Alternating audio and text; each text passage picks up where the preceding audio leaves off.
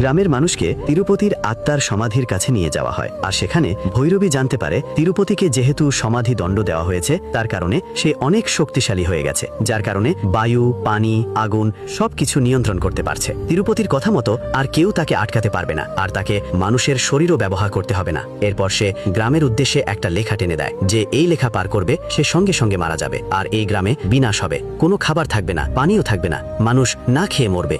এই কথা শুনে একজন লোক সেই লেখাটা পার হতে যায়, কিন্তু সঙ্গে সঙ্গে সেখানে মারা যায়। এটা দেখে গ্রামের কেউ ওই লেখাটা পার হওয়ার চেষ্টা করে না, আর তিরুপতির কথা মতো গ্রামে কোনো ফসল হচ্ছিল না, গ্রামে দুর্ভিক্ষ দেখা যায়। মানুষ না খেয়ে দিন পার করছিল, কারণ গ্রামের কেউ বাইরে যেতে পারছিল না, এমনকি কেউ ভেতরেও আসতে পারছিল না। গ্রামের মানুষ একের পর এক অসুস্থ হচ্ছিল, আর এদিকে ভৈরবীও কিছু করতে পারছিল না, কারণ সবকিছু তার ক্ষমতার বাইরে ছিল। তারপরও ভৈরবী মন্ত্র পাঠ করে যাচ্ছিল, তার আর 10,000 বার মন্ত্র পাঠ করা বাকি ছিল। এমন সময়ে গ্রামের একটি মেয়ে অসুস্থ হয়ে যায়। মেয়েটির বাবা মা মেয়েটিকে ভৈরবীর কাছে নিয়ে আসে আর তার কাছে মিনতি করে তাকে বাঁচানোর জন্য, কারণ মেয়েটাকে বাইরে হাসপাতালে নেওয়ার কোনো উপায় নেই, একমাত্র ভৈরবী তাকে বাঁচাতে পারে।